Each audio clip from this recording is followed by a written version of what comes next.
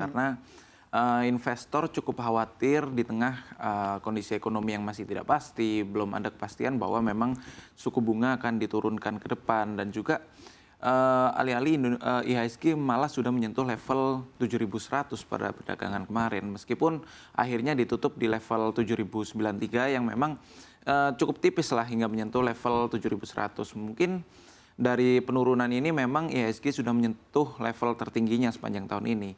Namun kalau kita lihat kembali, ini menunjukkan bahwa memang IHSG belum sekuat itu untuk dapat menembus level 7.100. Namun akan kita perhatikan lagi ke depan apakah memang kondisi-kondisi perekonomian akan segera menurunkan suku bunga menjadi lebih rendah pada kuartal pertama 2024 nanti, ataukah memang harus ada sentimen yang seperti yang analis bincangkan di seluruh dunia bahwa memang perlu ada hard landing, perlu ada kejatuhan pasar yang cukup signifikan untuk menggerakkan dari The Fed supaya mereka dapat memangkas suku bunga. Seperti itu, Mas Bram. Oke, baik. Anda katakan tadi tidak sekuat itu untuk indeks harga saham gabungan menyentuh level 7.100.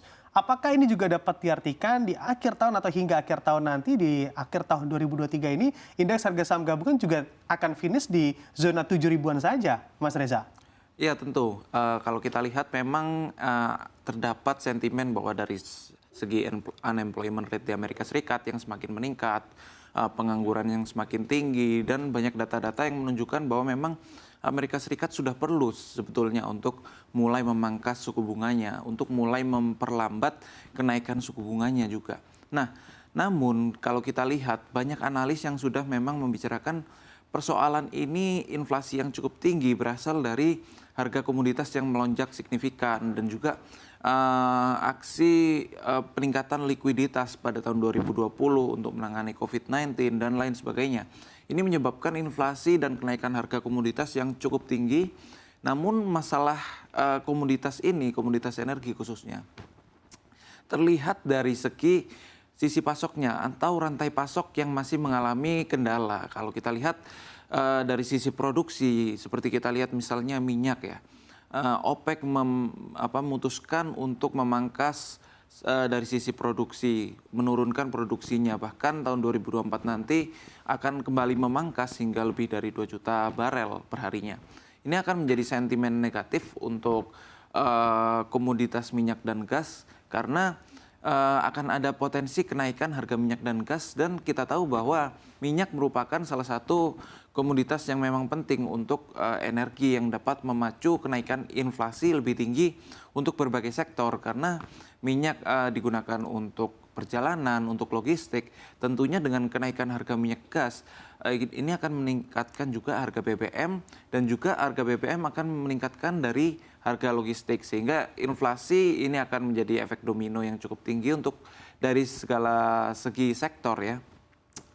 Sehingga ini akan menjadi sentimen yang cukup berbahaya dan masih belum ada kepastian bahwa ketika mereka menurunkan suku bunga ke depan pada tahun 2024, ini akan berpotensi industri akan bergerak cepat, ekspansi akan semakin tinggi, dan permasalahan inflasi ini tidak terselesaikan dan inflasi dapat meningkat lebih tinggi, dan masyarakat tentunya akan marah dan mungkin kecewa dengan kondisi perekonomian dengan harga yang melambung, harga minyak BBM yang juga naik.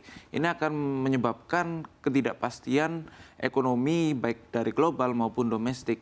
Nah, jadi kalau kita lihat analis membicarakan terkait dengan apakah memang perlu dilakukan hard landing untuk dapat mengendalikan dari tingkat inflasi ini. Perlu ada kejatuhan ekonomi, perlu ada resesi, atau mungkin berbagai persoalan yang dapat mengerem laju kenaikan dari harga ini cukup signifikan sehingga terdapat sentimen yang dapat mendorong The Fed atau bank sentral dari seluruh dunia memang pantas untuk melakukan pemangkasan suku bunga. Oke, baik. Masih penuh tantangan tentunya ya untuk kondisi yang Anda sebutkan tadi, Mas Reza. Sebetulnya secara teknikal akan finish di range berapa indeks harga saham gabungan kita di akhir tahun nanti? Ya, memang kalau kita lihat secara fundamental perekonomian Indonesia sendiri masih menunjukkan pertumbuhan yang cukup baik. meskipun pada kuartal 3 2023 kemarin mencatatkan pertumbuhan hanya mampu 4,9%, namun kita lihat bahwa level itu cukup tinggi apabila dibandingkan dengan beberapa negara global seperti Amerika Serikat yang semakin rendah pertumbuhannya, yang memang berpotensi mengalami resesi, dan juga negara-negara maju di Eropa lainnya.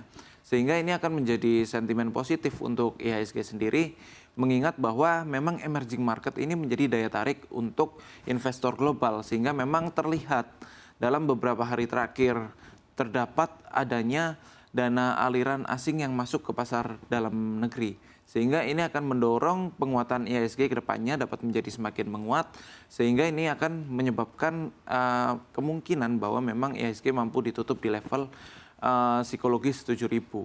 Sehingga namun kalau kita lihat apakah mampu untuk menembus level 7.100, itu akan sangat bergantung kembali dengan data-data perekonomian, mungkin dari sisi suku bunga, apakah memang suku bunga akan mulai dilonggarkan ke depannya. Seperti itu.